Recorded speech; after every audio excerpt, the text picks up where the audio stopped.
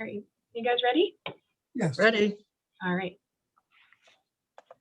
The June 14th, 2021 meeting of the Yarmouth Old Kings Highway Historical District Committee is about to convene. As a precautionary measure to reduce the spread of the coronavirus, this meeting will be held by remote participation. My name is Grace Rogers, and I'm the Office Administrator and will be serving as moderator for this virtual meeting. I'll now turn it over to the committee chair. Good evening. My name is Richard Gegenwath. I'm the chairman of the Old Kings Highway Committee for the town of Yarmouth.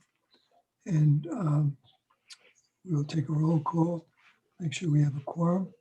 Bob Wilkins, I'm here. Rosemary Nichols, Here.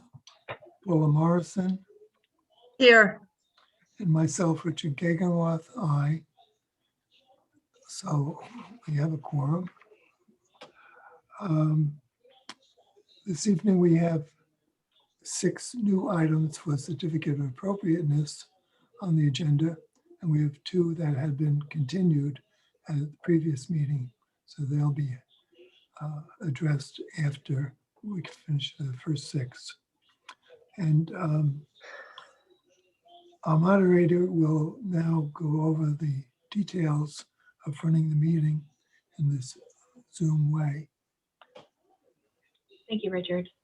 Pursuant to Governor Baker's March 12, 2020 order superseding certain provisions of the open meeting law, this meeting of the Yarmouth Old Kings Highway Historic District Committee is being conducted via remote participation. No in-person attendance will be permitted, but every effort will be made to ensure that the public can adequately access and participate in the proceedings as provided for in the order. Persons who would like to view this meeting in progress will do so by joining this virtual meeting. You may also listen to the meeting by dialing into the number provided on the notice of meeting. The meeting will also be posted on the Town of Yarmouth YouTube channel for future viewing. Please be patient as we work to overcome any and all technological challenges within the virtual meeting. For all meetings, all audience participants enter the virtual meeting muted. Participants will be unmuted when called upon to speak by the chair or moderator. If you are not speaking, please mute yourself to avoid unnecessary background noise. Clearly state your name each and every time prior to speaking. Do not use speakerphone or Bluetooth devices when speaking. All votes must be roll call votes. After a motion is made and seconded, the chair will call for a roll call vote. For applicants and presenters, applicants can use the raise hand button or press *9 on their phone to identify themselves to the chair. The moderator will unmute applicants when they are called upon to speak during their portion of the agenda. Applicants shall identify themselves by first and last name and affiliation. Applications or presentations provided by the applicant will be displayed by the moderator only if asked to do so. If it appears the meeting cannot or should not proceed, then the moderator will recommend that the chair request to continue the hearing to a later date and time. Public comment. During the portions of the meeting designated for public comment, the chair will ask if anyone in the audience has any questions or comments relating to the item being heard. Members of the public may request to speak by selecting the raise hand button or *9 on their phone and waiting for the chair to call upon them to speak. Members of the public recognized by the chair are asked to identify themselves by first and last name and affiliation for the public record and then provide their comment. I will now hand the meeting back to the chair. Thank you. Good. Thank you, Grace. As I mentioned before, there are 6 new applications for certificates of appropriateness and 2 that have been continued from a previous meeting, also for certificates of appropriateness.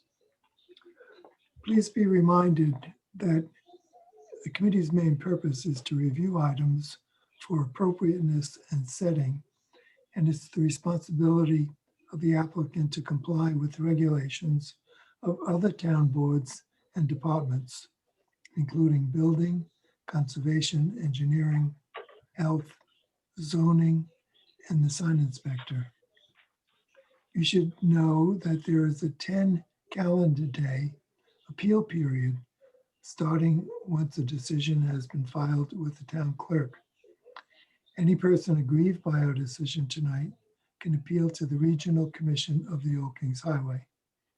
Our office administrator will be happy to answer any questions that you may have with regard to that process.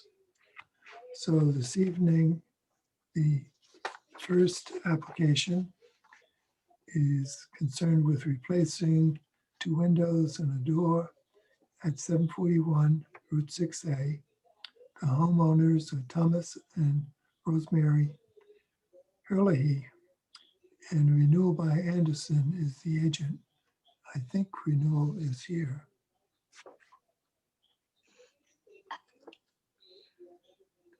Grace, can we get rid of the sign in the middle?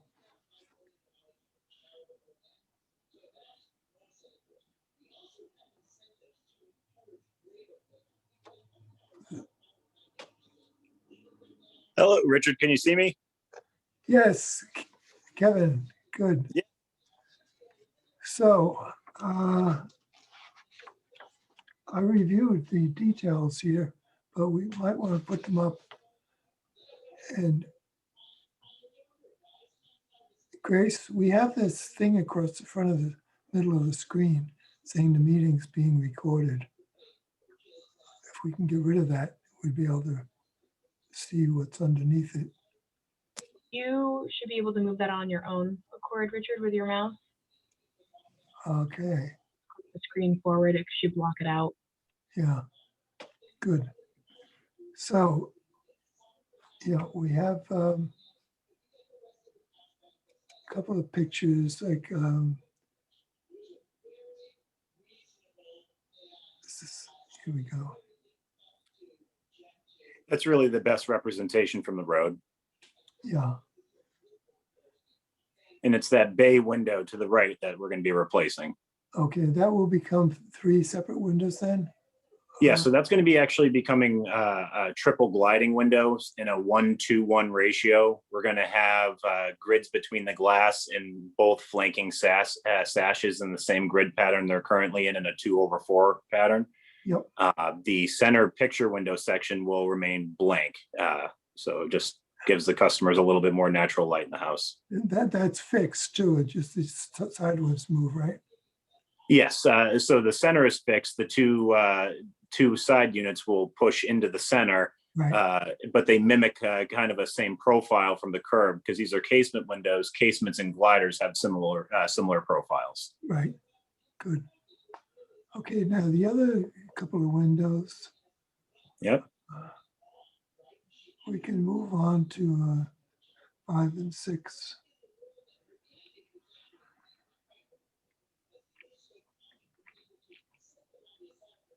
Now, these were not to be replaced, right? Correct. We're just doing the kitchen casement window and the back kitchen sliding door. Should be a picture of them both together right there. Yep. Right, there you go. Good, okay. These are on the back of the house, not really visible from the road. I don't believe we're putting grids in these windows. I think we were just going to leave them as is. Right. And it'll still be a casement window?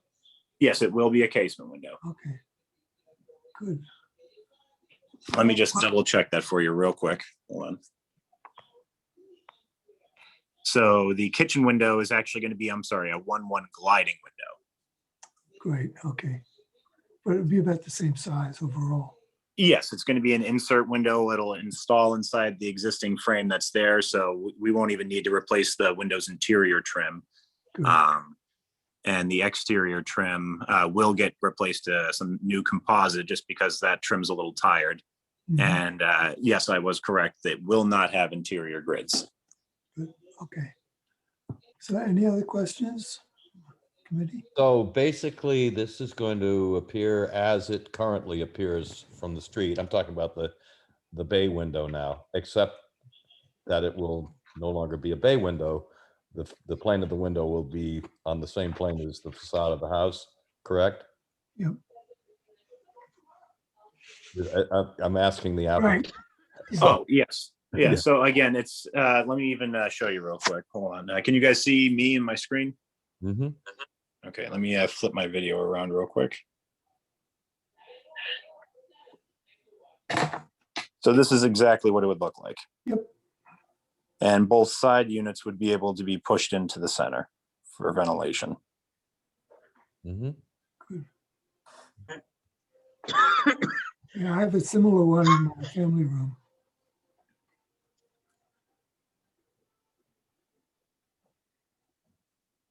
Good.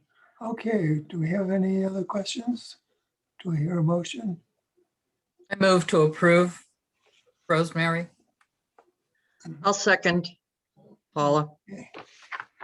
So all those in favor, say aye. Paula Marson, Aye. Rosemary Nichols, Aye. Bob Wilkins, Aye. and myself, Richard Gegenworth, aye. So you're all set, Kevin? She has some nice weather coming up to get the job done. Awesome. Well, thank you so much. And it was good to see you guys again. Yes. You too. Bye-bye. Okay, next item is a gazebo, a 12 by 12 gazebo at 70 Old Hyannis Road. I'm going to pronounce this wrong probably. Ajay Roy is the owner. Ajay, how do you pronounce your name? It's AJ. AJ. Okay. Okay, Hi. good. All right. Can we So, also have, can you let Chris, he's my contractor. yeah, Can you also let him in? If he have any questions, he can address them. yeah, Grace can do that.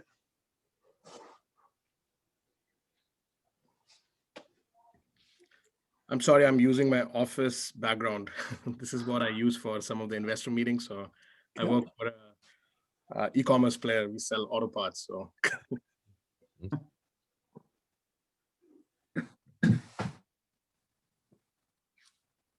If Chris could raise his hand so I know which one to promote.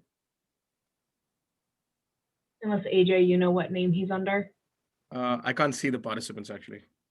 Oh, okay. That's I'm good. just sending him a text.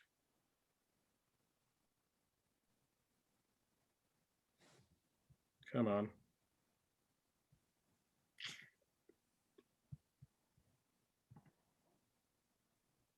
My apologies.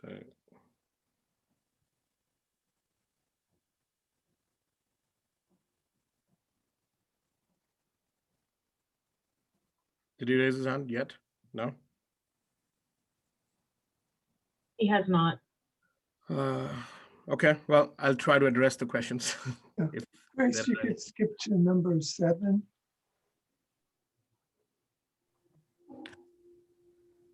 Good. Yeah, this is Old Hyannis Road at the bottom of the plot plan. And the land goes up in the back. Yeah. And it's stepped up with stone walls. So it gradually goes up that way. But then there's a nice swimming pool under construction. And the location for this is this 12 by 12 gazebo is to the left of the swimming pool. And so that's good. That shows it better. So it's reasonably distant from any, the rear line, property line, sidelines. And there's some pictures way down. I think you have to go to number 15 or 16. This shows the pool under construction. And the gazebo would be in the forefront here. Now, there's drawings of the gazebo. I think here we go. Yeah, it's kind of a conventional design, and the details are appropriate.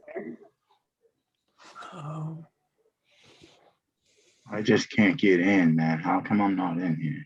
Looks like you are in. I'm in. You're in. I can hear you, Chris. Oh, sweet. All right, cool.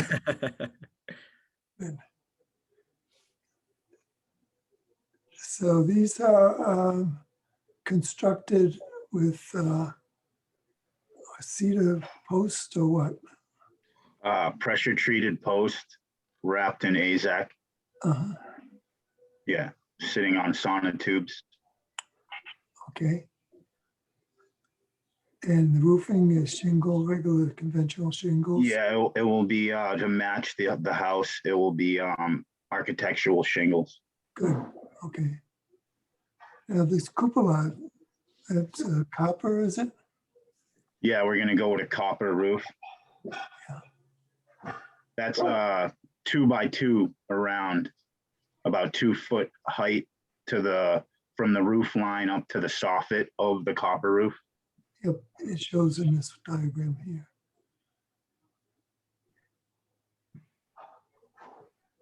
Good. It's nice proportions. It's about a 12-inch pitch on the roof. And it's within the fence of the surrounding the pool, right? Correct. Correct.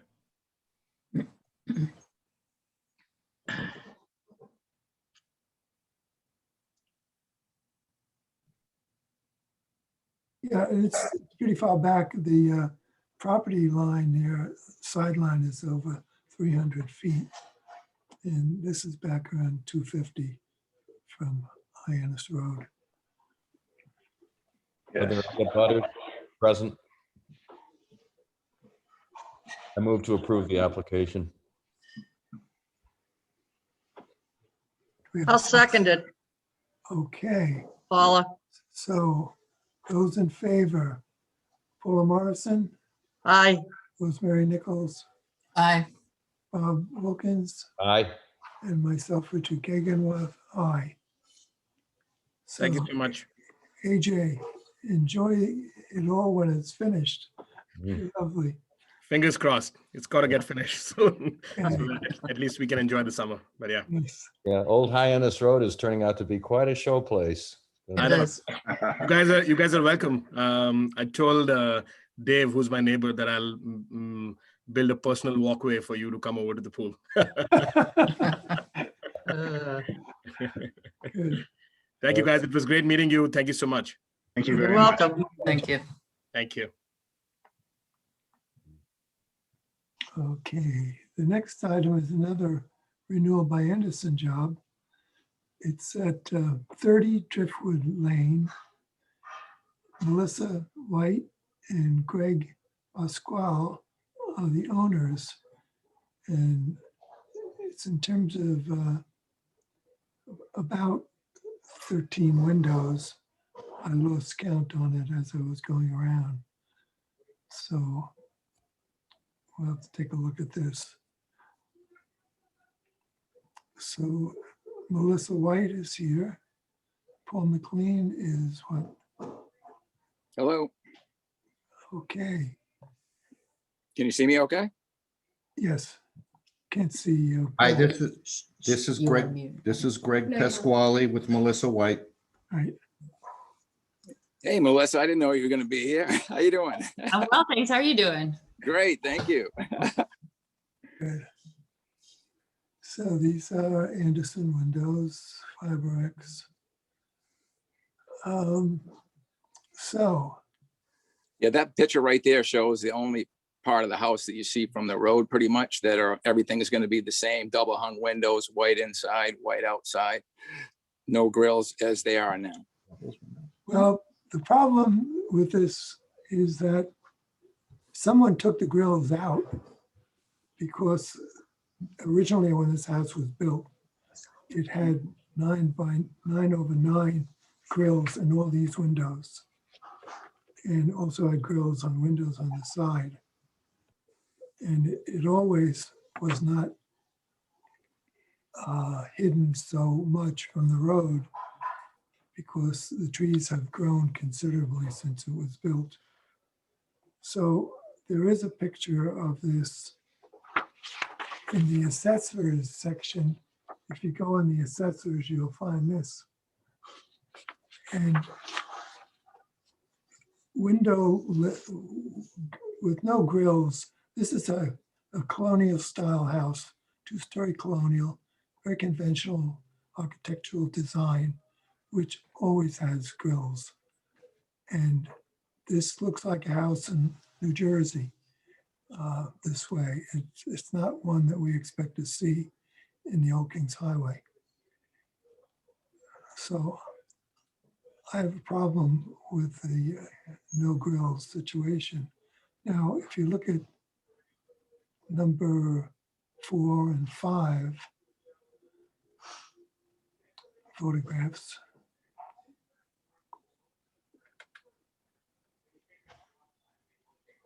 These are the casement windows on the side, and they may have been that way originally.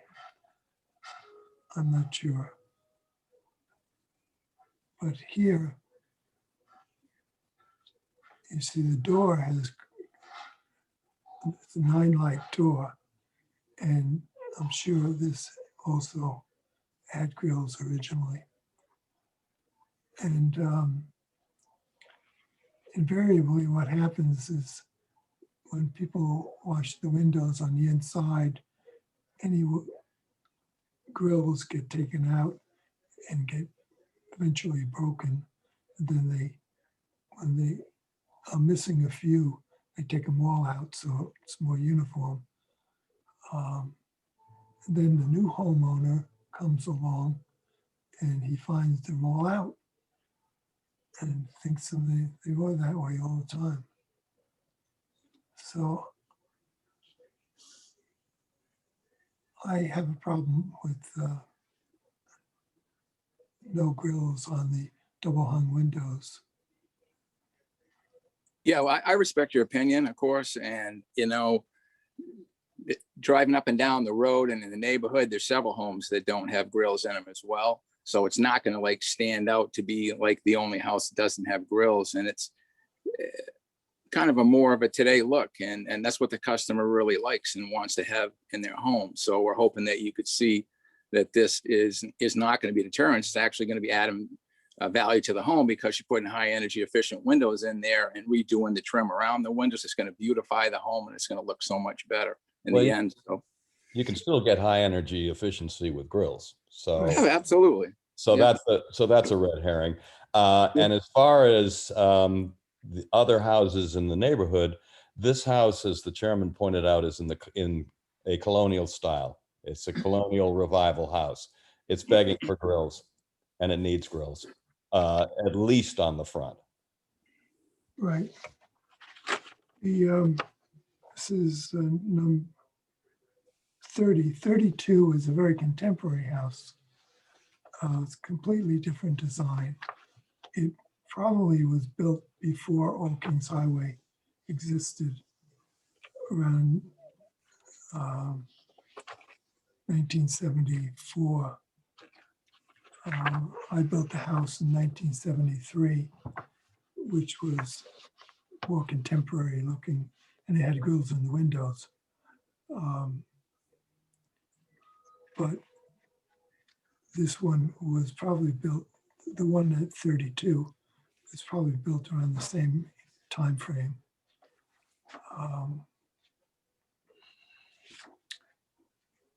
But the new homes further down on Driftwood all have grills in the windows. There's some, multi-million-dollar homes down there. And so I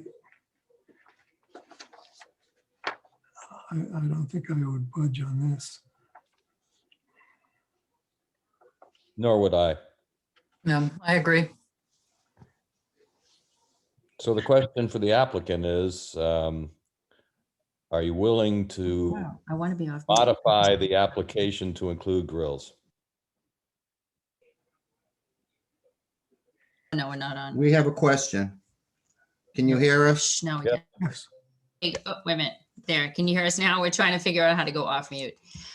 So the issue is, so we can do grills that are removable for cleaning. That's the issue that I have with the grill. Well, we've learned our lesson, and invariably people say that, and then they take them out, 6 months later or something. So we really push for grills between the glass.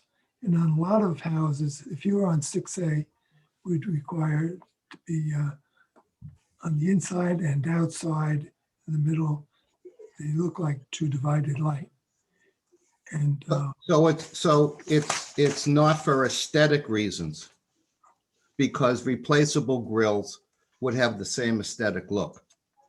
Yeah, that's true. But as I say, they get removed by the homeowners and they get broken and then they're gone. But Mhm. I thought your decision was supposed to be based on aesthetics and how it looks. Now and in the foreseeable future, I think is the Right, point. And right. you can clean, if the grills are between the glass, cleaning the Clean windows it is just inside as and out. easy. It makes You life don't much have to easier. remove any grills. Mhm. Yeah.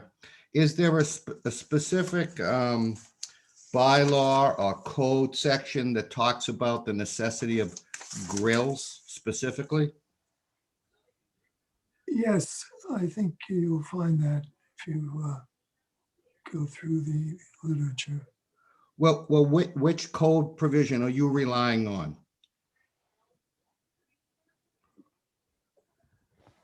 I don't have my copy of the act with me.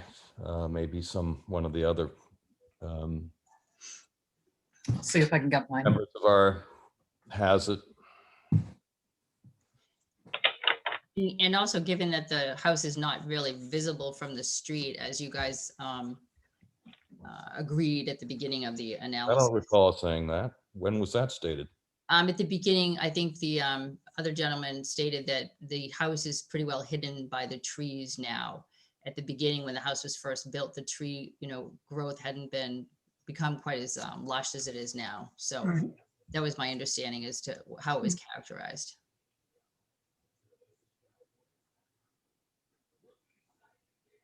Because we're about 250 feet from the street. Yeah, it's kind of a pork chop lot, and the house 32 is really in front of this. Right.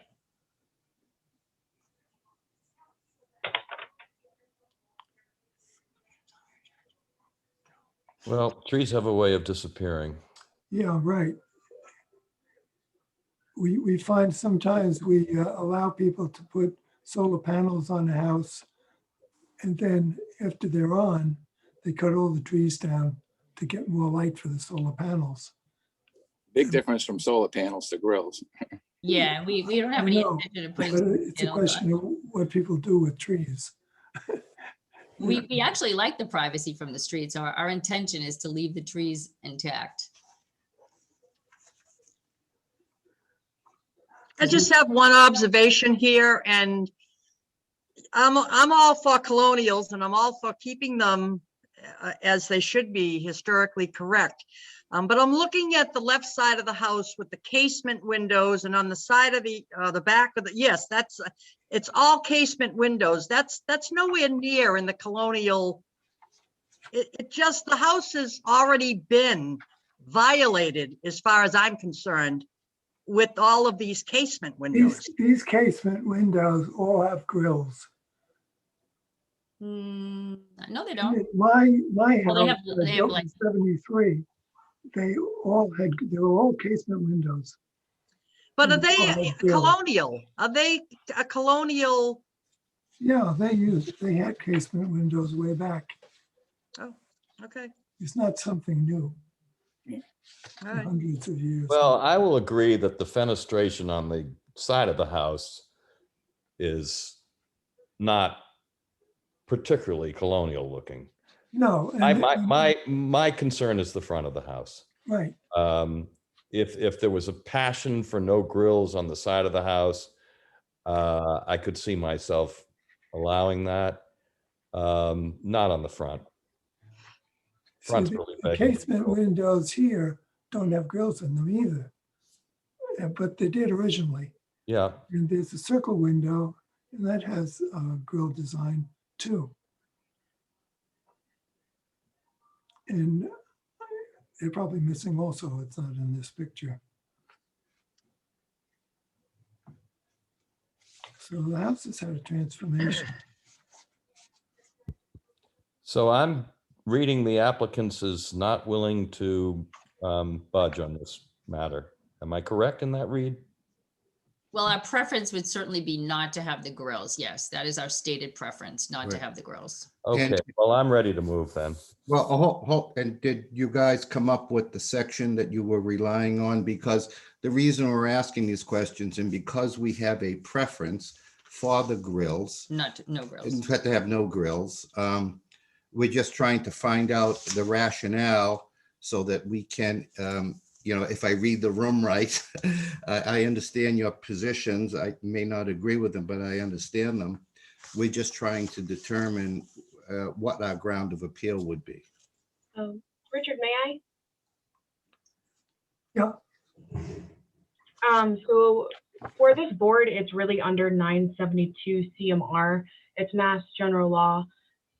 What the board has to do, there's nothing that specifically states windows, and that's because each application needs to be reviewed historically on its own premise. And this one being within the colonial style would indeed have grills. It may seem as though it is something small, and I can understand that and empathize with the applicant, but windows are a character defining feature of every architectural style. And that's why the leniency is there within 972 CMR, is because every architectural style, property to property will not be the same. But it is important for this board to uphold the historic integrity of the district. Oh, I get it. I get it completely. I understand completely where you folks are coming from. The only thing I'm not clear on is that if it's architectural pleasing and the grills being there, and you're not approving removable grills, I don't know whether or not that's arbitrary and capricious. And if it is, that might be a ground upon which we might want to appeal. Well, you can make that decision. You're welcome to. I move to deny the application. As it's submitted, I'm assuming. As submitted. And the requirement would be, just so we have clarity on what your sort of Well- criteria would be, is that, Let's see, as I mentioned at the beginning, that we look for appropriateness and setting. right, Appropriateness considers if it's a two-story colonial house, it should look like a two-story colonial house. mhm. And And, go ahead, you sorry. take all the grills out and it doesn't. Right. And if we were willing to concede with having removable grills installed, you'd still deny the petition based upon what grounds? That they won't stay there. Yeah, But isn't that a Isn't judgment? that speculative Well, and no, arbitrary and you've capricious? made your position very clear. I can see the end game here. Grills are going in and then they're coming out. they're coming Well, out. That's very clear. But see, I mean. The that's- trouble that we have is trust. We have, Right. And so you're I've been making doing this for assumptions. 25 years, Mhm. and we deal with our clients in a trusting way, and we expect that we can trust them too. But too many times, we found that it was a mistake. Well, rather than generalize, what have we done to not earn your trust? Stated that you don't want grills in the windows. That's pretty obvious. enough? That's enough not to trust us? Absolutely. When you don't want grills between the glass, wherein the grills would not be removable, Mhm. that would, I think if we would get past this impasse, if you would agree, to Yeah. have grills between the glass. On the front facade, we can go over the issues of the gable ends. But from my perspective, I'm only one vote on this board, but I am one vote. I cannot vote for this application without grills, permanent grills on the front facade of the house. Agree to disagree with you. Respect your opinion. That's fine. I have a motion on the floor, Mr. Chairman. So it was seconded? I'll second it. Okay. Why don't we hold on a second here and give these folks a chance? I mean, it sounds like there's a lot of people assuming what other people are thinking instead of just talking, just want to shut down on one end and assuming that what they're going to do. I mean, I've just never heard anything like this before. I mean, these folks didn't want grills. That's why we built it that way. You can't assume that they're going to just take them out because they're removable. They're trying to abide by you guys. So can't you, maybe talk to them a little bit here and see if before you just shut them down and we got to wait another month and do this all over again. Let's talk this out here, you know? That's, Well, we could table this to the end of the meeting and they can talk to each other and figure out what they want to do. so, but your position is that if they do grills on the front, then you would approve it. Is that's what I understand, right? Is Yes, that the only sticking point, just so that we know? Yeah, that's what I was concerned about, is since you didn't reach the other items to be examined because you got stuck on the grills. If we were to concede on the grills, there's no guarantee that the rest of the items would be approved. what are the other items now? Well, we have a few other windows to be replaced, the casement windows on the bottom, and then there's a window in the back of the house, and then there's a door that's rotted out over the porch that we wanted to replace. I mean, the things that we want to do are to enhance the house and to increase its, its weatherability, that's the issue. These windows are about 30 years old. They were- Well, this particular application says to replace 13 windows. That's the application I that's on the counted table. more than 13.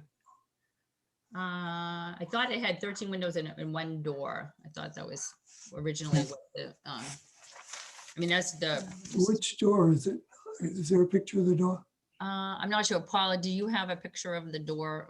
The picture, I don't know. I have a picture unless it was submitted with it. It's just a full view door, and it's going to be the exact same and it's in the back of the house as well. It's going to be the exact coming out is going back in just the same. It's like for like. Yeah, there's no. Yeah, like for like. Thank you. Yeah. That's- So I mean, There's no mention of a door on the application anyway. Just says 13 windows. Right. yeah. Well, we definitely amend that then. If it's not on there, that's not a problem. I think the problem with putting in the lights that you can remove is that even if you don't remove them, if Yeah. they're removable, the next people will remove them. And unless you do this properly right at the beginning, then whether it's you or the next people who own the home that remove the lights, then the what we're trying to achieve here has been lost, because maybe we can depend on you and trust you, as you say, but we can't trust what's going to happen down the road. Mhm. And that's what you have to look at in the long term of historic houses. Trying to keep them in the historic, the value of the history in the home when you can. There's another thing here too, which is you alluded to the value of the house and enhancing the value of the house. And I definitely feel that fixed grills would greatly enhance the value of that house should you ever decide to sell it. People are going to want and expect a colonial designed house to look like a colonial house. And the grills are, as Grace quite well put it, the grills are a character defining feature of a colonial house. Well, that's an opinion as well, because. No, that's to a be- fact. That's not. No, can I say something here? All right, I've been in this business for 35 years doing windows, and I would say that 60 to 80% of every job we do not have grills here on the Cape. So that is incorrect. Just to make a fact, okay, Well, that's all. People today are not liking grills as much as they used to 100 years ago. That everything's changed. It's a different world we live in, That's That's- fine. that's all I wanted to say. You can live Excuse south me, of that has Route- no bearing on what we do. What you just said has absolutely no bearing on what we do. And So we are it's just your opinion does. then. Excuse me, sir. Can I We ask? are duly can I ask constituted Paul by a the state of question? Massachusetts Don't ask Paula. to use our best judgment toward these applications, and that's what we're doing. And we're guided by the act, which was published by the state, and that's what we're adhering to. So yes, our opinion supersedes yours. I'm sorry to say, if you don't like the decision that's made here tonight, you are more than welcome to appeal. Okay, so I mean, just so people understand where we're coming from, my concern about the grills just personally is that it cuts down on the amount of light, at least in my opinion. I mean, that was just my sense of it. And you also have to understand that this is kind of sprung on us like cold out of the blue. Like we had absolutely no idea that this was an issue that you people would be concerned about, or that this was something on the table. In other words, like this house has never had the grills that I knew. So you know what I mean? Like all of a sudden you're changing what we believe to be the character of what we bought. So, you know, Well- that's why I'm just saying. So do you want time to think about this, or do you just want to say, we want no grills, and that's our application? Grace, could We're you? we're put up willing to table this Page at one. the end of the meeting so that you can talk about. I mean, I know you guys probably want to move on. I don't want to keep the other people that are waiting for their, you know, analysis and decisions to be held in abeyance any longer. So why don't we table it till the end of the meeting, and maybe we can have dialogue offline and talk with Paul, and then we can, you know, kind of like however you want to allow us back in at that point. Okay, one thing before we do that, Grace, if you would put the first page up, which, you know, details what's to be done here. It had replacing 10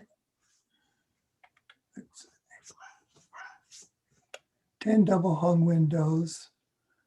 The front of the house alone has what? I think it says,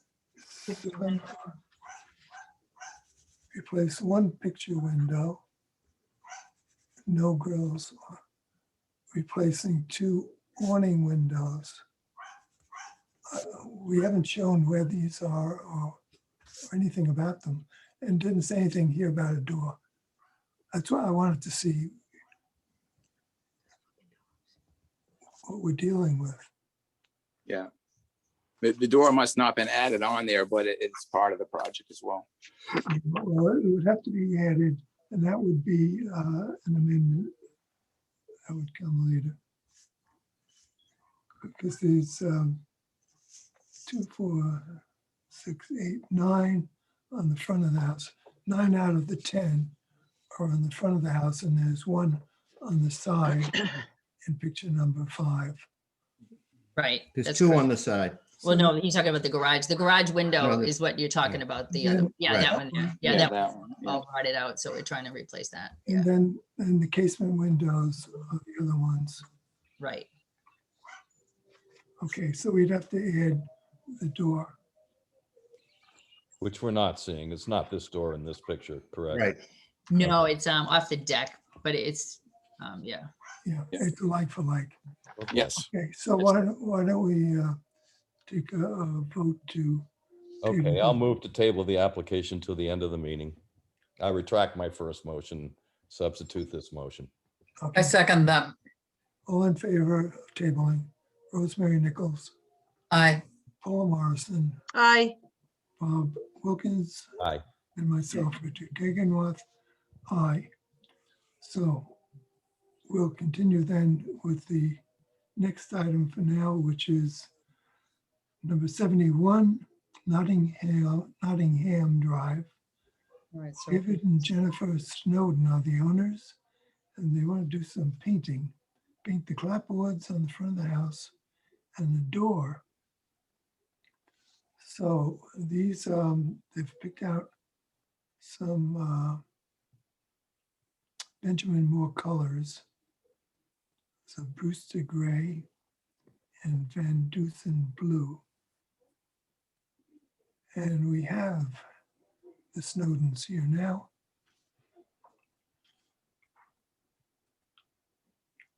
So these chips do not do justice to the colors. If you want to see what they really look like, you have to go to the Benjamin Moore website, and you find that they're quite acceptable. Now there's a picture of the front of the house someplace.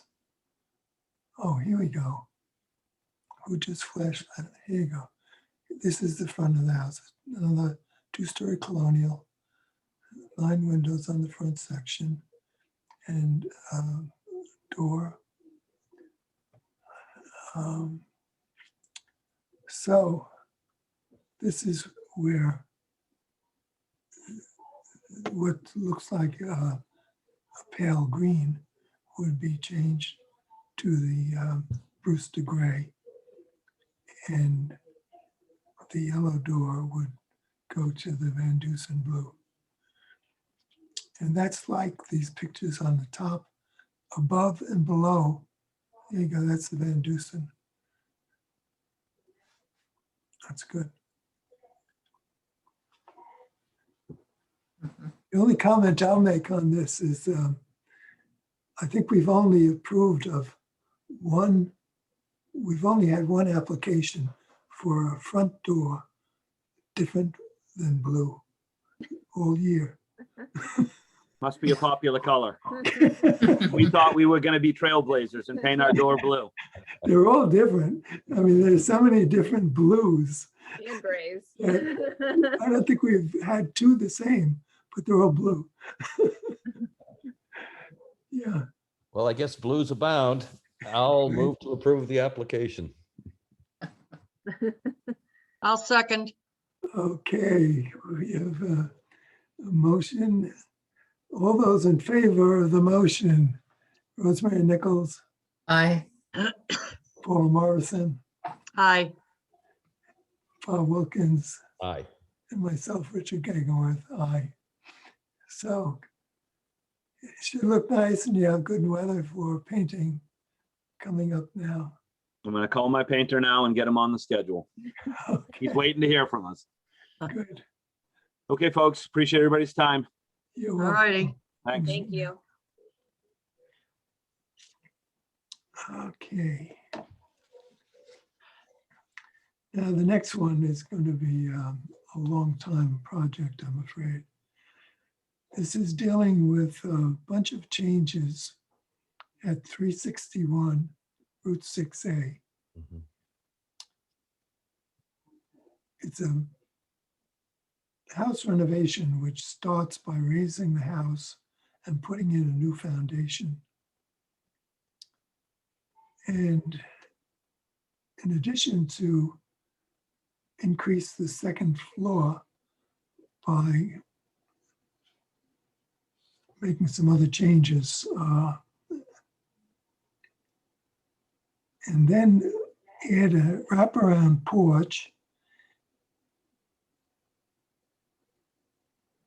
You increase the footprint of the house where it becomes 2 stories, and get rid of an existing bump out window, and install new windows, doors, siding, trim, roofing, and a brick patio with a gas fireplace. But there's more than that in the write-up. It also considers a picket fence and removing a couple of trees and taking out lovely fencing in the front, the living fence. So we'll start. Here we go. This is a company called Rustic Elegance. Is coming up with these ideas, I guess. Yes, sir. And if you look at let's see. This is a good picture of the house with a privet hedge all along the front and on the left side in between the Friday Club is the next house over. And the shrub goes along there too. And up the driveway a little bit. And the plan is to tear that out and put in a white picket fence. But then in addition to put a porch across the front of the house and down one side. Now, some of this is shown on picture 9, 10, 11, 12, picture 12.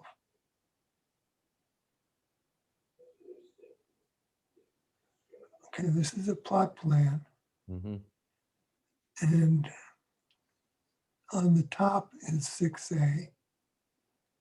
And the house is cross-hatch, bold, the wide stripes. And so that's the size of the house. enclosed in there. Mhm. The bottom section is a 2-car garage. And there's a shower on the left side. So the shower is proposed to be moved over to the back of the garage, now called a rinsing station. And the proposed get rid of this window on the right side here, to remove that window and then build out this section, and then to build out the small cross hatching section is the porch. And then across, along the side here, I think they want to put picket fence and get rid of this tree and get rid of another tree in the back. Now, one of the problems with this application is there are no drawings. Exactly. Mhm. Okay, here we go. Is Yeah. that new? When did this come in? That part of the original application? It was a part of the original, but for whatever reason wasn't submitted. There was, I don't know whether it was a digital error because of the PDF size, but the applicant sent them in today. Wow. Yeah, this is a Oh. huge no-no. This is- Sir, can I, Yeah. I'm not sure if you guys can hear me. We Yeah, can. We submitted 4 copies of all these plans the day we submitted the application. And when we got the notification today with the link to check in on all the files, I noticed that it wasn't part of the set. So we did submit all, I totally understand where you're coming from. That's a conversation we had earlier today. I said, well, we can't be heard if you guys don't have the drawings. So Yeah. they were submitted originally, but if you guys haven't had a chance to see them, I understand the position you're in. Well, we've had a chance to look now, and Okay. this is a radical alteration to an antique house on 6A. yeah, Radical. completely And I inappropriate. can't see possibly approving it. No, You're turning an antique house into something totally different. yeah, this is in the center of 1800s Yarmouthport, house. on the main street of Yarmouthport. Yeah, Uh, and all the neighboring houses on each side of the street don't look anything like this. I mean, And this- are there any Um, abutters present? So the photo that you had of the front of the house, if you could pull that up one more time. So far, there is an abutter raising their hand.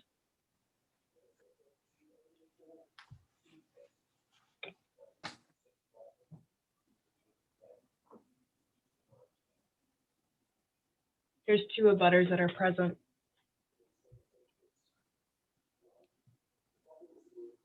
Let me know how you would like to proceed, Mr. Chairman. yeah, if you have the names of them, you have to have their names for the record. And we'll call the first one and then the second one. Okay, the first one would be Eric. I apologize if I butcher your last name, DiPietro. And promoting to panelists, it'll take probably 30 seconds to reload.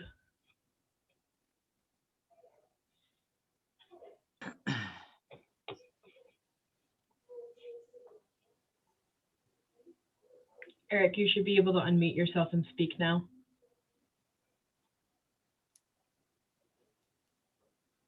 Hello, this is Eric DePretta. Yes, Can you hear me? Yes. Mhm. Okay. Yeah, I have not seen, we've been waiting for, since they sold the house, we've been living next door for 20 years. And the Andersons finally passed away. And their son sold the house, I don't know, over a year ago. And, we saw the temp service pole go up in the front yard, like they were going to start doing work. And then we finally got the letter from Old Kings Highway I don't know, a week and a half ago about what was going to happen next door.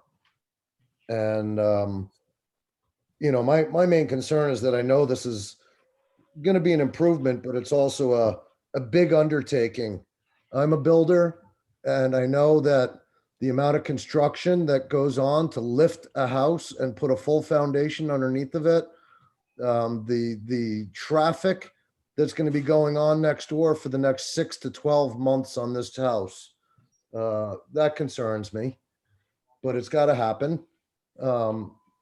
Concerned about people turning around in our driveway, using our driveway, because it happens all the time, of people thinking that our driveway is a perfect place to turn around. And I've spent the last 20 years fixing up our house. And, you know, I take care of things very well, and just want to make sure that, you know, the grass that took me 20 years to get growing isn't going to be driven on and parked on at the foot of the driveway by the mailboxes there, which is my property. That if they're going to take out the hedges, that they're going to be parking, you know, on their property with all the construction vehicles that are going to be needed for this whole process. This is the first that I've seen these plans, obviously, as well. No one, you know, but yeah, it's pretty radical what they want to do to it. If they're going to lift the house, you know, are they leaving the garage, or are they cutting it loose or knocking it down? So yeah, I haven't seen any of, you know, what you just showed before either. So I completely value everything that you've just said, and respect everything that you just said. And we will be putting, when we're allowed to do whatever project we're allowed to do, we will be putting up silt fences and protection so that we can protect all the surrounding properties. One thing I would like to just quickly clarify is we are not looking to remove the front hedge. There is a section of hedge as it goes down the driveway that's not consistent with the front. I know this is minor for this conversation, but that section of the hedge as it goes down the driveway is not consistent with the front.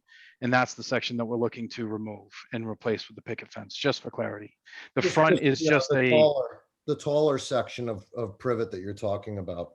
That's dying. Yes, sir. Yeah. Yep.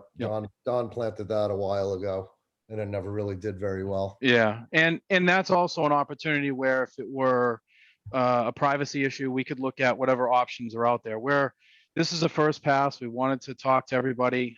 We fully respect everybody here that the owners, as they're in this meeting, they bought this house specifically because of the historic value of the neighborhood. We're not looking to come in, and it is a radical change, agreed. But if there's suggestions on how we can keep it consistent, we're open to any suggestions you'd be looking for from the committee, the neighbors. As far as use of your driveway and whatnot, I'm happy to do whatever you need for us to not allow anybody to be in your driveway. And part of ripping that section of hedge down is so that we can use that for parking and get everybody off the street. Sure. So I fully respect everything that you said and understand where you're coming from. As far as the lift of the house, whether we do the porch wraparound or some of this other radical stuff, that foundation is falling apart.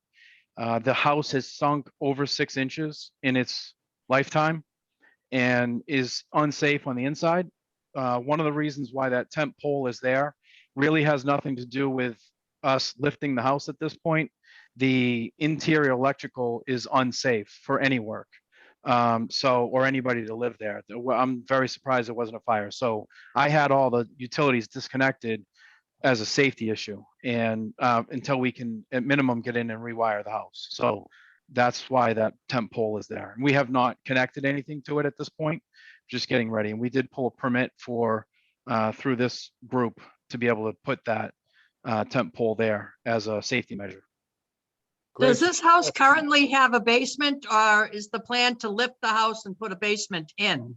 The plan to lift the house and put the basement in is merely only to stabilize the foundation. And the only way to do that is to put a full foundation in, unfortunately, because the size of the equipment that has to get under there to dig it out it requires going down to a full depth foundation at that point. There is a typical Cape Cod round root cellar, if you want to call it that, the old cold cellar down there. It's a brick cold cellar that is not accessible at this point, but it is in there, but it's, I don't know, maybe a 9-foot diameter in the center of the house. So the goal to lift the house is really just to stabilize the foundation. Then we have a plan to brick veneer to make it look, to bring it back to that historic look. Just this isn't really within our purview, but you mentioned the sometimes described as Cape Cod cellar. Are you planning on keeping that, or are you going to trash that? The bricks that are coming out will be salvaged, and some of them are going to be used in that patio, and some will be used. But the cellar will be gone. That cellar part will be gone. Yes, sir. Okay. Well, anyway, Grace, is the other abutter present to speak? Yes, the next abutter is Stephen Boudreau. Okay.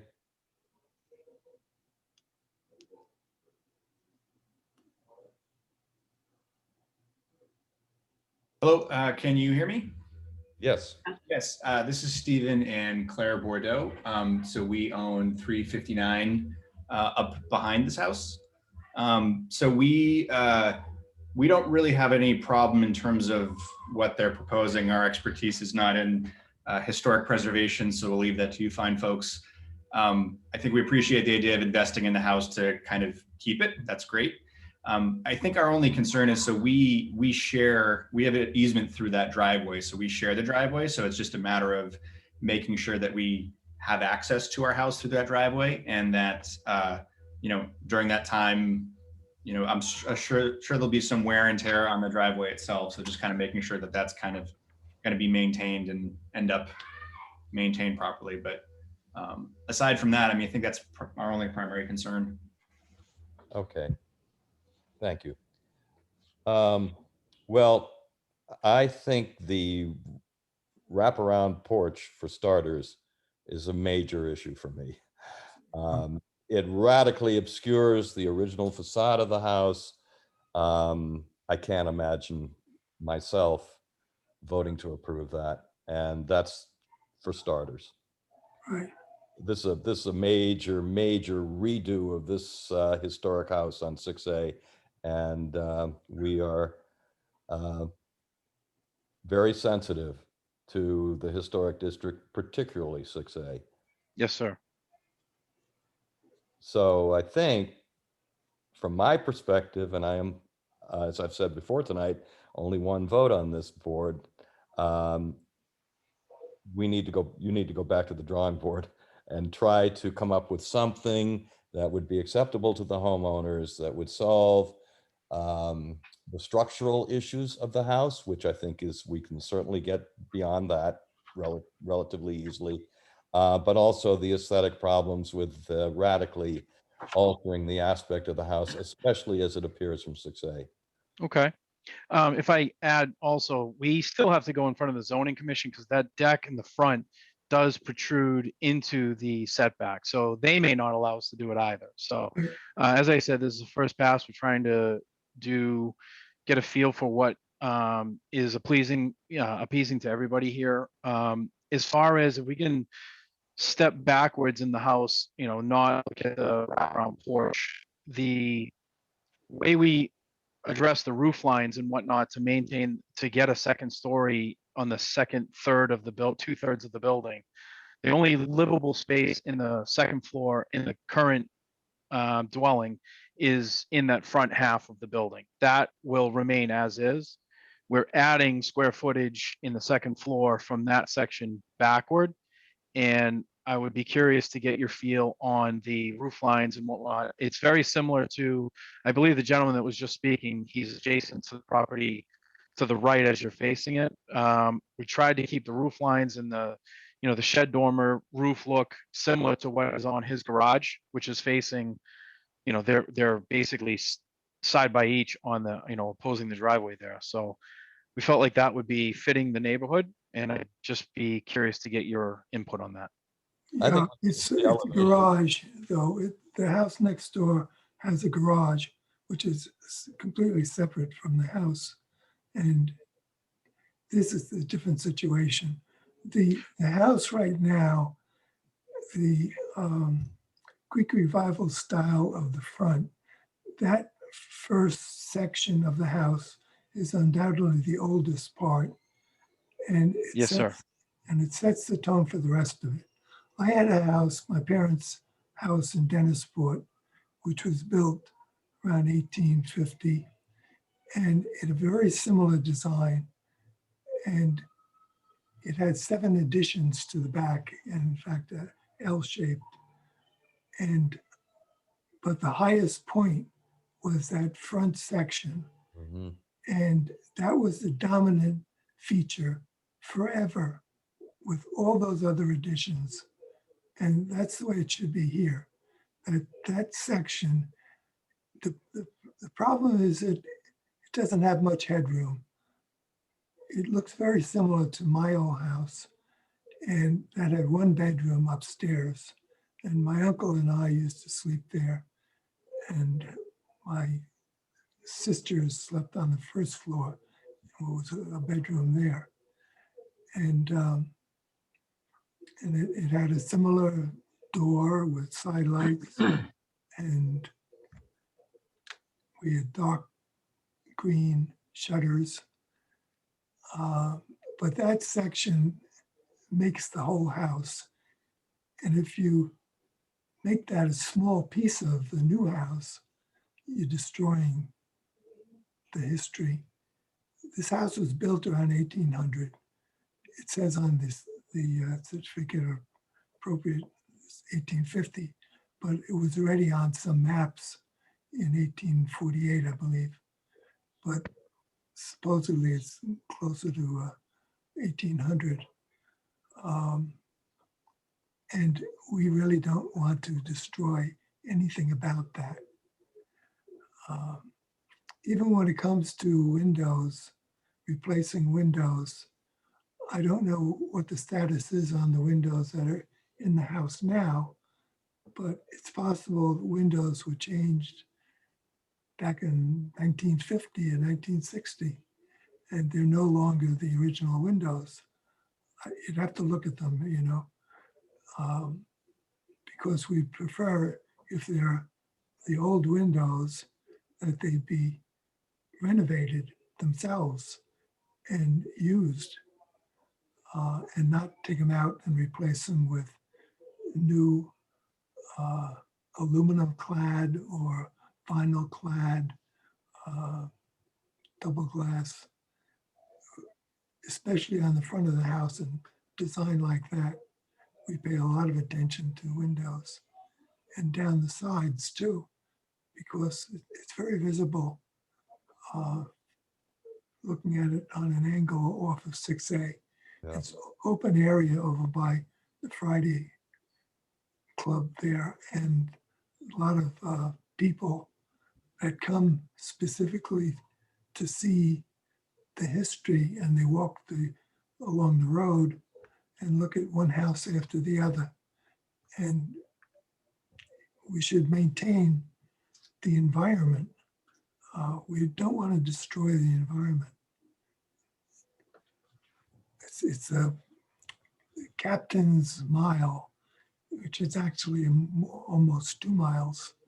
It's full of captain's houses. And that's where we like it to stay.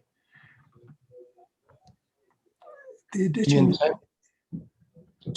the back, it's going to be difficult to design something that would give you a lot of headroom and be not a dominant factor.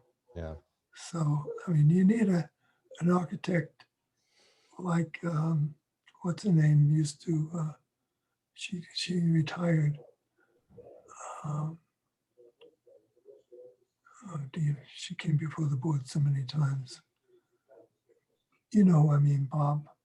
Yeah, there are a lot of qualified architects around, good architects who understand the historic design and antiquity, and so I'm not going to Yeah, we had some one additions. over any of the others. There's a house on Summer Street that they put some additions on the back and a 2-story section.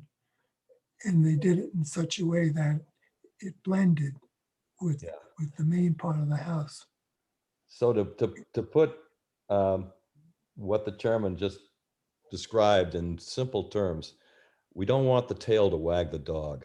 Right. The prominent aspect of the house is the house that faces 6A. And roofs for additions should not be higher than the principal roof on that part of the house, the old part of the house. So when whoever is going to come back with new drawings, I would suggest that he, she, they bear that in mind, that we want the principal house, the antique portion of the house, to dominate visually when seen from 6A. Whether head on or at an angle, either way, from the north, from the west, from the east, and or straight on. Yeah. So I think we have to go back to the drawing board on this one. Yeah, typically this, we don't usually deal with something like this so massive a change by coming in with a certificate of appropriateness. Usually the client will come forth with some ideas and what they would like to do, and we kick them around with an informal meeting at the end of our regular meeting. And sometimes that happens 2 or 3 times before they really zero in on what we feel would be appropriateness, you know, that's in keeping with the neighborhood. And then finally, they come in with an application for a certificate of appropriateness. So it doesn't cost, you know, for repeated applications or something. Do the applicants have anything to say here? It is a radical change. We certainly recognize that. The house does need quite a bit of updating, and that's where some of these asks, I think, originated when we were going through this with Dana. I understand the interest in keeping the integrity of the front section, which is, as you said, the oldest component of the house. The intent very much is to do that, both on the exterior and the interior, to make sure that is retained inside of the house. I believe it's the eastern side. The majority of the windows, to a point the chairman was making earlier, have been replaced, I think, with casement. There are a few that remain that are true divided light, but our intent is to replace everything with divided light when we go back and replace everything, just so we don't have the old aluminum casements from the 50s and the 60s in there. We definitely want to make the effort to make the house as historically compliant as we can. And we knew when we bought the house that that had to be the intent in the end. So apologies if we went about this in the wrong sequence, to talk to you first informally, to go through the ideas and then come back later. We can totally do that, totally open to do that. We just want to work with you guys to get this thing through. We knew, I think, when we bought the house, just because of the state of the repair with it, that it needed to be something that we were in love with and the idea of what it could be. And we very much are. So if this takes a while to get to a point where everybody's happy and the house is doing justice to what the house can do, then that's really what we want to do. I think that's the perfect answer, Andrew. Perfect. Excellent. So maybe we just withdraw the application without prejudice. How does this work, Mr. Chairman? Yeah, I think that's a good recommendation. And the homeowner would just write a note to the office saying you withdraw it at this point, and go back to the drawing board, and we'll be communicating with some ideas as we go along. And then finally, we'll come up with a new certificate of appropriateness. The house is really beautiful as it stands. I mean, that wraparound porch is like, to excuse the term, putting lipstick on a pig or You know, it's shocking how different it makes that house look. And it's such a beautiful house. There's so much that can be done with it. I think to go back to the drawing board's the perfect answer here, and just try it again. Yeah. Thank you. Yeah, we're really looking forward to, I'm Lauren, by the way, we're really looking forward to filling the house with our family. We're going to, and this is not something we're going to sell. We're going to try to keep it in the family for many generations. And so in thinking about the space that we're trying to make is, you know, having his parents, my parents, our children, we're family planning, and our grandchildren. So we're just trying to make space. So the porch was really a matter of like, where can we be outside and drink our coffee and enjoy and read books. That's really our goal here. So, but we're really looking forward to learning more about the history and learning about the architecture. We've been interfacing with you guys on Facebook and Instagram, really trying to get to know and meet you. So we're looking forward to figuring out how we can better connect with the history. So we really appreciate your help. Thank you so much. You're welcome. Thank you. I think my parents are excited for me not to be staying with them after 4 decades. So, there you go. So do we move to table this? Is that what we're going to do here, table it? Well, we didn't come up with anything in terms of, no one made a motion on this. So there's no motions involved. And we would, I'll move to withdraw the application. Can we do that? well, I don't know that we have to. Can't the homeowners just voluntarily withdraw the application? Do we have to make a motion on this? well, what I would do, we have problems because of timing and legalities. And so if you tell us now that you want to withdraw it, and we would then vote to accept that. Okay. That would sort of legalize it. And then if you write a note, put it in writing, then it's legal all around. All right. And 'cause we can get stuck by, if we don't make the motions properly within 45 days, you can automatically be approved. Okay. All right. So I'll Good to move, know. so I will move to accept the applicant's gracious offer to withdraw the application at this time. Okay, all those, do we have a motion? I think Got I a just motion. You have a- made it. We'll make a second. I second it. Rosemary. Okay, Rosemary, all those in favor of accepting this withdrawal? Rosemary Nichols? Just a minor point, Did the applicants actually Yes, they make did. the offer to? Yes. I voluntarily. Okay, Yeah. awesome. It's on the record. No Thank you pressure. guys so much. We really appreciate your time. All right. Paula blinked. Okay, Paula Morrison. Aye. And Bob Wilkins. Aye. And myself, Richard Gagenworth. Aye, so, oh, good. So it's really nice house. It's very similar to my parents' old house. We put a porch on the side, which we had coffee on all the time, and fresh air. And you'll get the southeast summer breeze, southwest summer breeze there. There's the Victorian house up the street on the corner of Church Street that just sold. It's a yellow, and it's practically the shape of yours. And that has a really nice porch off to the side. And you might just want to go look at that and see how that looks. Yeah. Because that's there. That's an old Thank you. house. Thank you. Are there any other organizations in the area that we can connect with to learn more about the history? We've been trying to figure out the history of the house so we can do the Well, best. Yeah. Start with HSOI, Historical Society of Old Yarmouth. Do you know where they're situated? Yes, actually. So I've been following them on Facebook. So we'll try to talk with someone. That would be a good Thank place to start. you. Awesome. Thank you so much, you guys. Sure. Okay, you're welcome. Have a good night. Have a good Thank night. you. Bye. Thank you. Oh, one. Let's go to Book Book of of Yarmouth. Yarmouth. Oh, okay. It's written up in here. And it great. tells you who owned it at different times. Okay, great. And Thank you you. can buy that book at the Cobbler Shop, which is adjacent to the post office. Perfect. Do you know where I'm talking about? It's on the west side of the post office, set back a little bit from the road.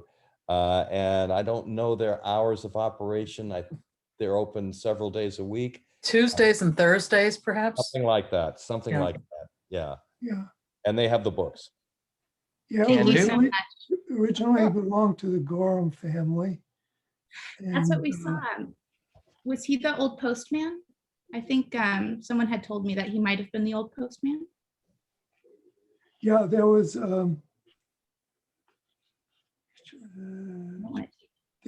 one guy was the janitor of the Yarmouth school, and someone else was the postman.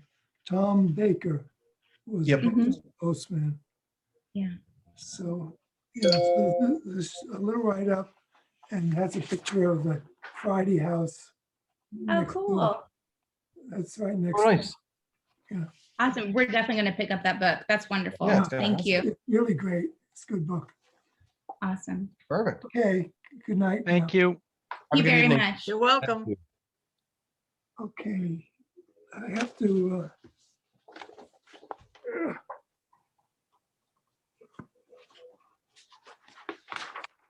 My papers are flying around here, so I pick it up off the floor. You can see there's a lot of papers around here. The sixth item tonight is Nathan Tissot, who's with Tesla Energy, who does solar panels and solar roofs. So at 4 Lexington Lane, Kathleen LeBlanc, the homeowner, is interested in using a Tesla solar roof. Let's take a look at that.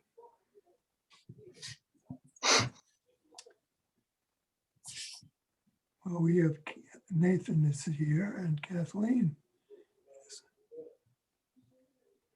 Good evening. Can you guys hear me okay? Yes, Nathan. So as opposed to solar panels, we are actually looking to install a newer solar roof product. They are textured glass tiles designed to look like asphalt composite tiles, roofing tiles. They just go over the roof like they normally would, strip it down to the sheathing, place these over them. Each active PV roofing tile is approximately 58 watts. And I believe Kathleen is having just over 7 kilowatts installed. I believe I sent in some pictures as well of what it would look like. Unfortunately, due to circumstances, I can't walk up and hand you a tile like I normally would, but there should be some pictures for you guys to get an idea. Yeah, now this picture is, these are the tiles? Yes, those are the roofing, I should say shingles. They're actually roofing shingles. And what finish are they? Are they a matte finish?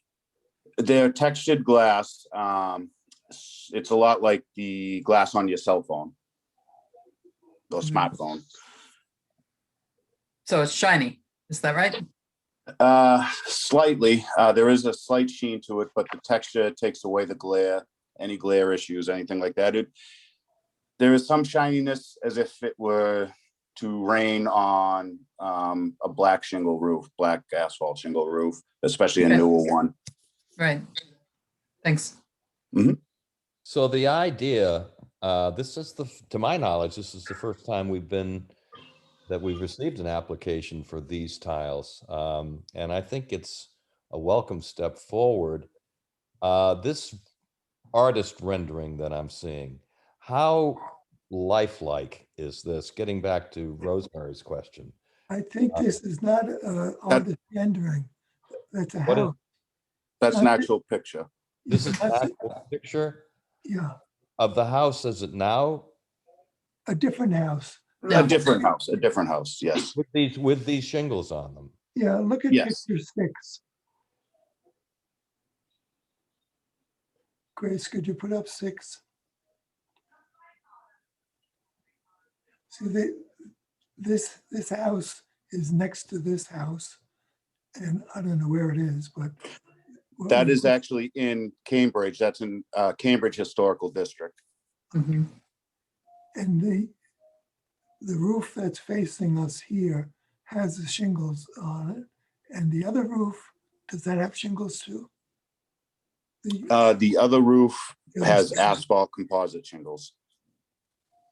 On the same The house next to it, right? So the roof and house closest to you has the solar glass roofing shingles. On The both- house behind that has asphalt composite. So you can kind of get an idea of how it compares. Yeah, so it's on both sides of this house. Yes, I'm sorry. Yes, it is. Yeah. Okay, so it looks a little shiny on the west side, I would say, instead of east side. The So side that's facing away from the one with the red dots. That could be the exposure of the photograph though, because even the asphalt shingled roof behind the Tesla shingles looks shiny in this particular picture. Those red things are photoshopped on top of them. The arrows, aren't they?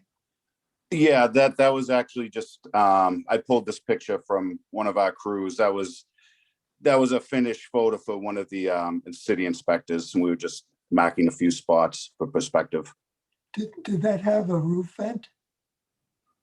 It's ridge cap, vented ridge cap. Yes, it's a ridge cap. Yeah, so for ventilation. Is Yes. the size of the Tesla shingle much bigger than a typical asphalt shingle? It is. It's approximately 1 foot 4 inches by 3 feet 8 inches.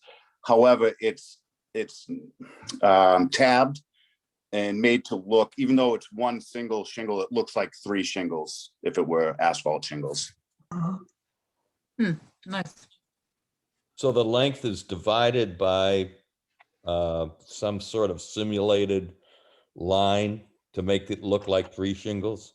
Yes. Okay. It's notched out on the bottom as if it were like an architectural shingle.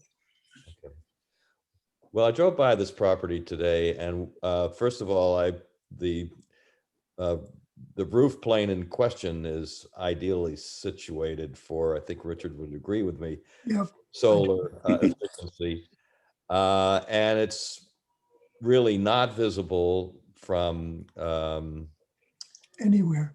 well on the Going down Weir Road. the lane where it exists. You can sort of see it if you look at it obliquely, but you Yeah. can't see it from Weir Road. Not very well.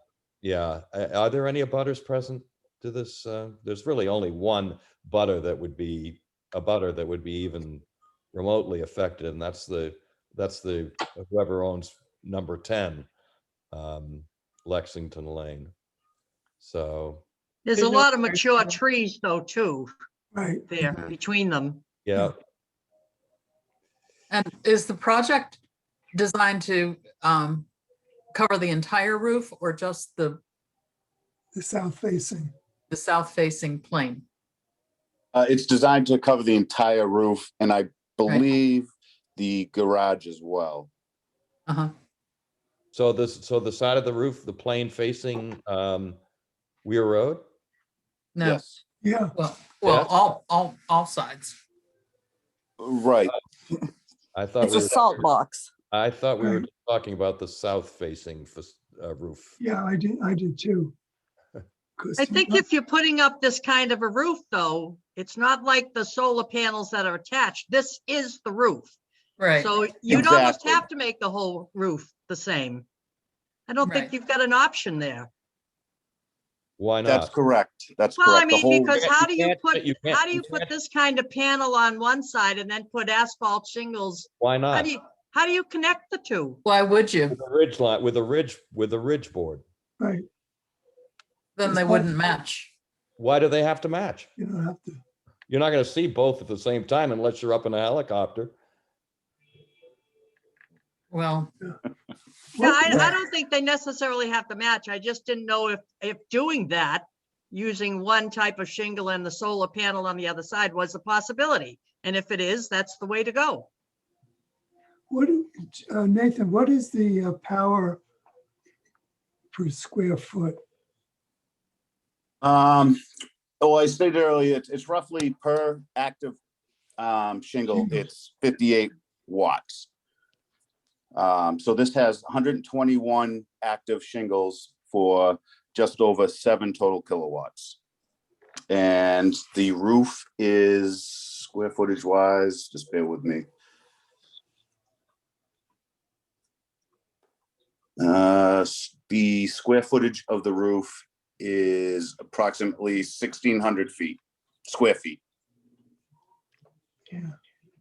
So to follow up on Paula's question, yes, could you or could you not isolate the solar, whatever we're calling them, the units, to the south facing plane of the roof, just there, and get the efficiency that you need? Not going to get as much from the other side anyway, since it's facing north. Right. So why not just put them on the south facing roof? And because the product's designed to replace a roof. It's an actual roof.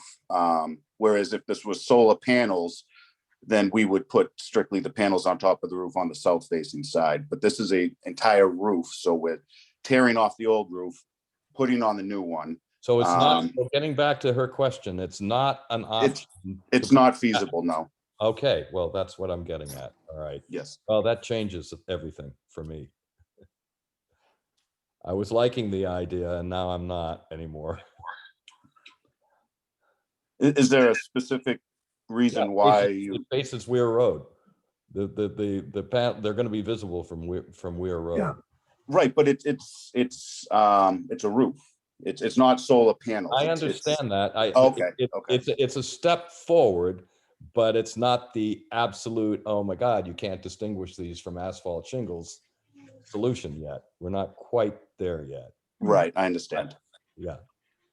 Yeah, I don't understand why you would have to put them on the whole roof, because you just don't tear that one roof apart. Leave it be. And they meet up at the top and you put a ridge cap across there and you get ventilation, and you have one type of shingle on one side and the solar shingles on the other side. Right. But you can't do that? See, the thing is that the efficiency is not spectacular. You can get 7 kilowatts out of a much, much smaller area. And probably at a much, much lower cost than doing it this way. Well, the whole reason for the solar roof is to eventually replace solar panels, because then you're basically combining roofing tiles and solar PV systems into one. And now you just have, when you tear off your roof, you have a new roof that produces your power for you and lasts at least twice as long as a normal asphalt roof would. But getting back to the question, you said it wasn't feasible. Are you sticking with that? I am, because to my knowledge, we did not design the system to do that, and we have not installed any that way, to my knowledge. I don't even know if the designers and the engineers have even thought about that, quite frankly. I think you should table it for 2 weeks and come up with an answer, because I've been on the internet looking at Tesla shingles for quite a while now, and John Stewart periodically sends me websites to look at, and he's been sort of studying this too. And I believe that I've seen houses that are partially. And I don't see any problem in doing it that way. Yeah, I agree. So I think, Nathan, you can get an answer to that question. 'Cause this Certainly. is kind of crucial. Certainly. And just, I guess for my own curiosity, is there what's the factor with the roof as it looks now possibly posing an issue? I mean, is it the color? Is it style? Well, it doesn't, the style doesn't look, in 2 weeks, we'll probably have not a Zoom meeting. I think our next meeting is going to be at Town Hall. Oh, And you okay. can bring a sample in at the That same would make time. a huge difference. Yeah, I knew this might be tough because, like I said, normally I would walk up and hand you the sample and so you guys could look at it and get a better idea. Yeah, because there are a lot of different designs of these things too. Right. Well, I know there's other companies that have solar shingles. I'm not sure. I mean, these are completely different. We patented these. Just they're basically plug and play shingles that sit on your roof. But I will reach out to my engineers and see, one, if we can do it, and two, if we have ever mixed this with another material on the another roofing material on a roof. Yeah. Great, thank you. Good. I'll move to table the application until the next meeting. I'll second. Okay, all those in favor of tabling? Rosemary Nichols, Aye. Paul Morrison, Aye. Bob Wilkins, Aye. and myself, Richard Gagworth. Aye. Good, thank you very much, Nathan. Thank you, guys. Have a good evening. Catherine, Thank you. Hope you'd be patient for a couple of weeks, okay? Thank you. Thank you. Okay, now we have 2 items that were tabled at the previous meeting. We'll have to make a motion to take the first one off, which is item 21-A075. I'll move to untable the application. I'll second. All those in favor of untabling this application? Paul Morrison, Aye. Rosemary Nichols, Aye. and Bob Wilkins, Aye. and myself, Richard Gagworth. Aye. So this is concerned with the garage door at 14 Homestead Lane. David and Linda Richards are the homeowners, and the agent is from Midcape Garage Door, Inc. So do we have a spokesman here? I believe we have Linda. And if anybody else is here for the application, if you could please indicate that you are by raising your hand, I can promote you.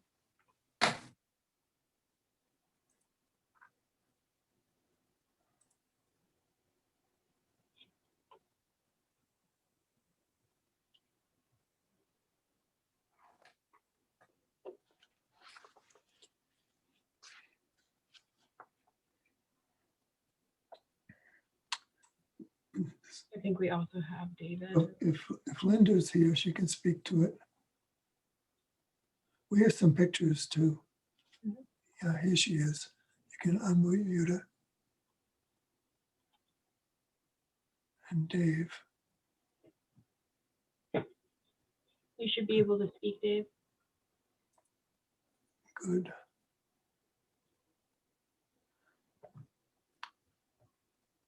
There were multiple pictures on the application, but they were all the same, really. This is it. Yeah, that would be the new window. That's the new garage door that we would like to install. Good. The existing garage door has windows in it with grids. Good. So this looks nice with the boards pattern. Gives it a colonial twist to it. Yep, it's the same color. Great. Yeah, these come already painted, don't they? Yeah, that's kind of nice. And they're pretty good insulation. Yeah, and the existing door is just, it's a wood door. It's lived a long life, but it's shot. It's got to be replaced. Good. Okay. Do we have a motion on this? Just before, is there a photo showing the existing door, just so that we first refresh my memory on that? Grace, do you have any photos of the doors that now appear? Richard, I think the only photo I have is the new door. The only difference would be that the windows are one panel down. Yeah. The trim around the door where it's, you have that 45-degree section on either end? Yes, that's existing now. The white trim that you see is existing now. That's correct. Thank you. I'm sorry, it's Robert. I'm sorry, I called you Richard. You can call me anything except late for dinner. The Dutch don't call them late for supper. And is this color that you have here, because you've got a nice blue door above it, does this color tie into any other part of the house? The existing door is this beige. The blue is the same color as the shingles that are in the front of the house. All right, so this beige is nowhere else on the house at all? It's just on the existing door that's there. Okay. And I really don't want a giant blue garage door. I don't blame you. How about a beige door above? It just looks like it's a contradiction here, the colors there. I don't know. They don't seem to go together, but. I think. Well, also the blue, we have a shed next to this, and the blue that's on that matches the shed door that you can't see. Yeah, I actually like the blue. I'm not keen on the beige, but that's your decision, so. It does seem sort of incongruous, I guess I can say. The juxtaposition of those two colors. Yeah. Odd. Yeah, I think if it were gray to match the shingles a little bit more, it would blend in better. I don't know. Or white. Well, the shingles really, I think it's just the angle that you're looking at here. The shingles aren't as gray as they look. Yeah, I don't think we can rely on the printers. Right. Taken on a rainy day too. Yeah. Yeah, it was actually, the driveway is wet, you can see. Yeah. I do think Paula has a point, though. I do think that there's a lack of harmony between those two colors, even if they're remotely close to what the actual colors are. Well, the shed door that you can't see is probably 30 feet away, and that's the same color as the blue door that you see there. So we tried to tie a flow in, because you can't see this. Our garage is on the side of the house. Yes, it's hidden. It's hidden. Yeah, you cannot see our garage door from the street. All right.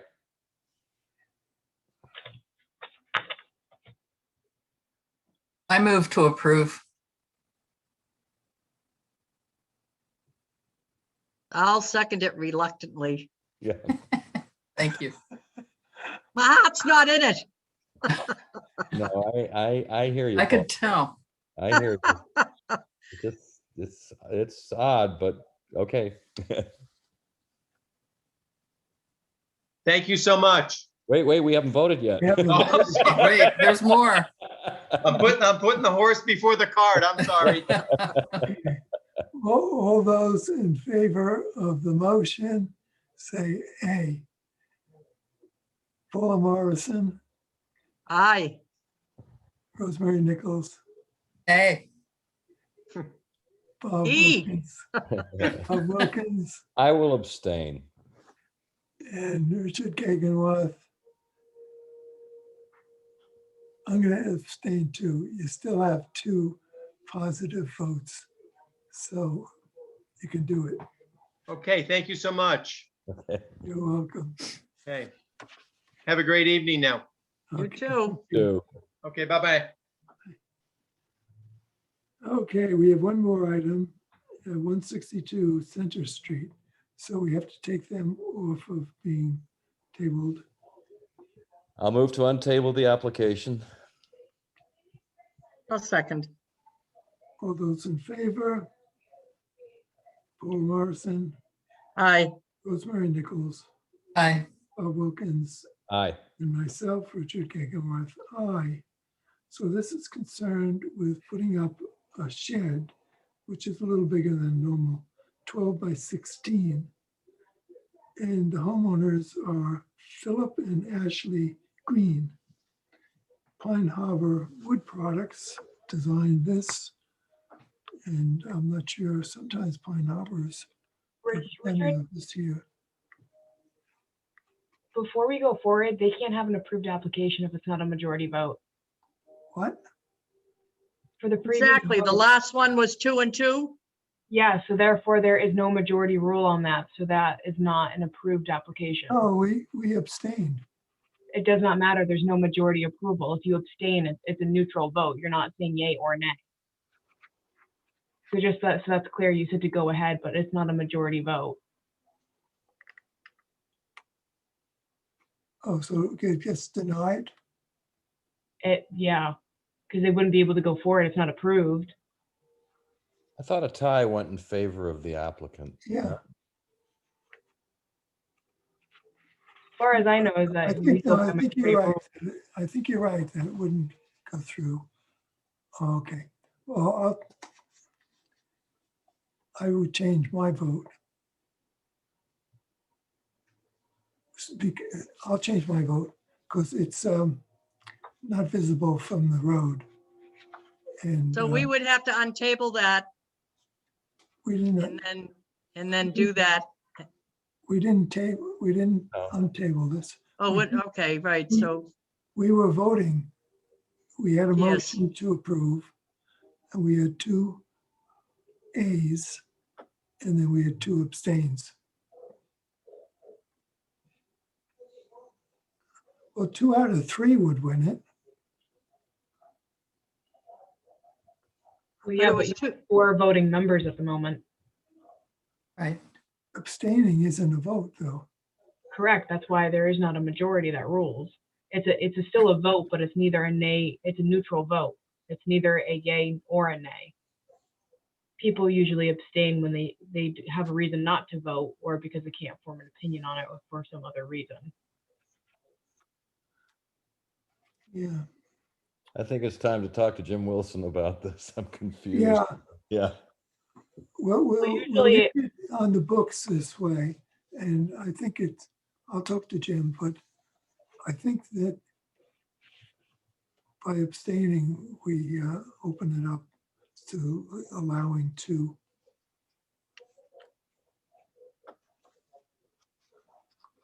You know, Yeah, if if Bob abstained because he knows the guy personally, and it would be a conflict of interest, then it would be 3 voting. And if I voted against it, the other 2 were for it, then there's a majority for it. Well, what Abstaining does not count as a vote. It's what not. I'm not understanding is, suppose the vote had been 2 in favor and 2 nays, it would have been approved by virtue of the fact. No, it would be denied. Oh, I thought a tie went for the applicant. No? No, it doesn't. Because we had a case like that already in Brewster. Uh-huh. And Okay. it went to, it got denied. And then the person appealed it. So I'm pretty sure we'll be clean on this. I'll check with Jim tomorrow. So we'll move on to the next one that we just took off of tabling, which is this Philip and Ashley Green shed. And Grace, did you mention that somebody's here to represent it? Yes.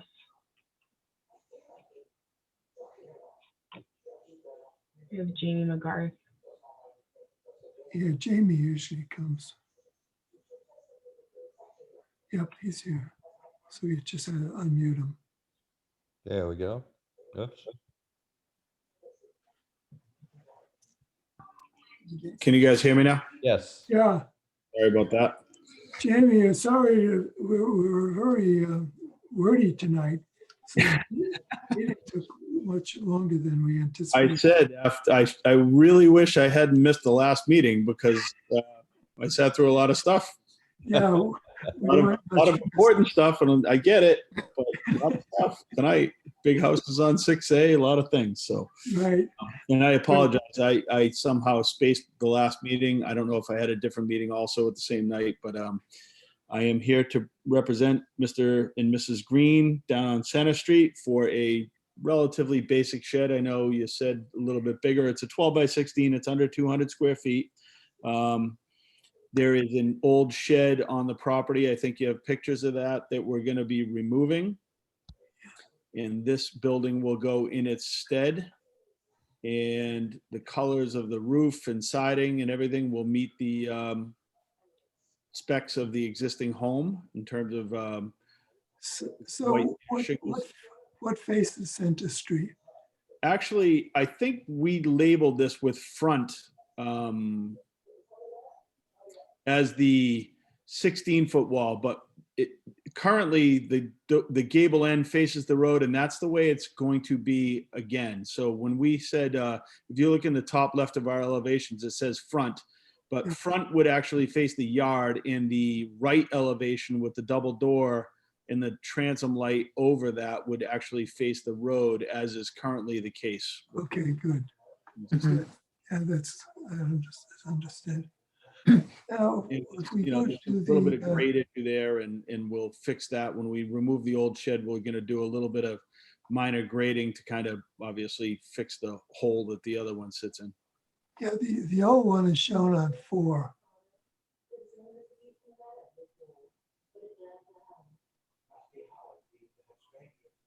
Oh, yeah. Yeah, it's time to go. Right. Good. Now the plot plan. Now the location is about the same. Location is very similar, but that's actually what led me to believe this. I didn't fill that out, and that actually is wrong. So, and I apologize for that. I didn't do that. I don't know. Apparently, we didn't submit unless the other plot. No, there's no other plot plan. So that is incorrect. We're going to be turning that 90 degrees where it says 12 by 16 shed. Yeah. That'll get turned 90 degrees, and the existing garage that's there is the existing building, and this is going to take its stead. So my 12 by 16 little shed sketch, which isn't mine, but certainly submitted by me, the company, will get turned 90 degrees and be more similar to the existing garage that's there now. Okay. Yeah, what you call in the garage is that rec. Yeah, sure. Yeah, I thought it was an actual garage one, and I don't. I've been up and down Center Street hundreds of times, and I never recall a garage being up there. But it was a dilapidated shed. We're not to scale, because I think the scale of whoever in my department turned that in certainly is not scaled that correctly, because the existing building, I think, is like 12 by 24. And the new shed is 12 by 16. So we won't be quite as long as what's labeled garage, but we'll be about the same width. Good. Facing the road. Are there any abutters present to this property? Let me see. No one's raising their hand. I move to approve. I second. All in favor? Paula Morrison? Aye. Rosemary Nichols? Aye. Bob Wilkins? Aye. And myself, Richard Gagworth? Aye. So, good luck with it, Jamie. Thank you so much. And welcome new building on Center Street. May all your applications be as easy as this one. Thank you very much. Amen, amen, Jamie. Okay, good night. Now, we still have 12 participants. How do we do that? They just love watching us at work, Richard. I think it's like watching television, but with no ads. You tabled an application. That's right. We have 361 to deal with. So we Yes, need a motion to untable? yes. I'll so move. I'll second. All those in favor of untabling? Rosemary Nichols, Aye. Paul Morrison, Aye. Bob Wilkins, Aye. and myself, Richard Gagenwarth. Aye. So we have Melissa and Greg back, and they look tired. You're muted, Melissa. Okay, how about now? There you go. Okay, thank you. Good. So we've been talking, obviously using the time wisely, trying to figure out kind of what our position is. So, I mean, from where we're coming from, we were kind of surprised to recently find out we're considered in the Historic Commission because we're several miles from 6A, you know, kind of in the middle of the part of Yarmouth. And we're on a side street and we're a setback lot about 240 feet from the street.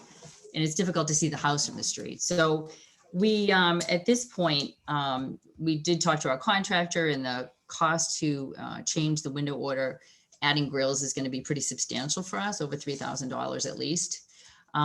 So we are not sure what we're going to do, whether we would want to go forward with the project at all. We may just keep the windows that we have, or we may decide to explore the appeal.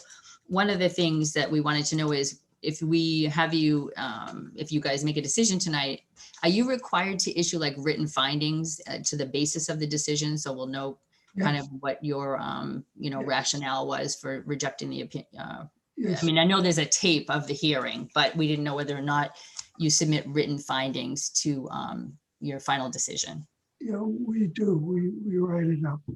Okay. Okay. So that's And I just wanted to chime in, and I just want to say, although may I disagree with the positions, I certainly respect them. You know, we just want to be treated like everybody else, and we want to be treated fairly. And, you know, we noted in the first application, there was a window replacement, and the replacement didn't have any grills in it.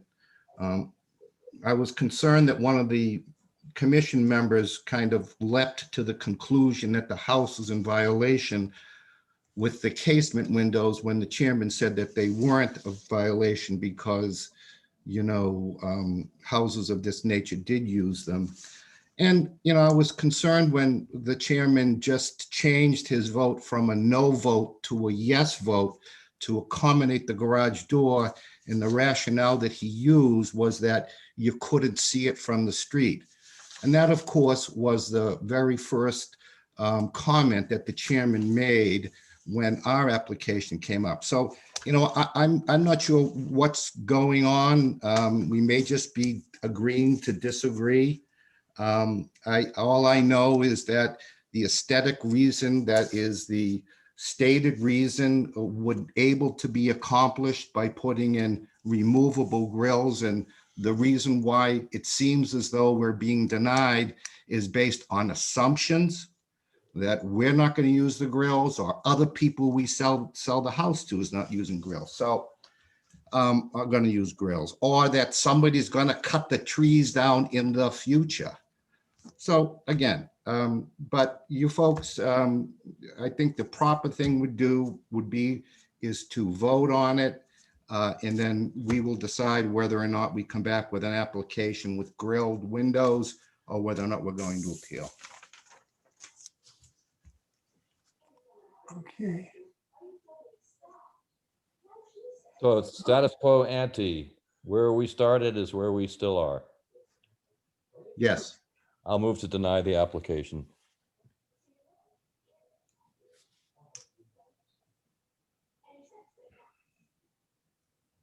Do you have a second?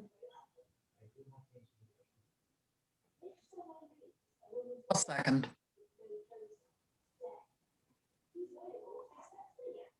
We had a second.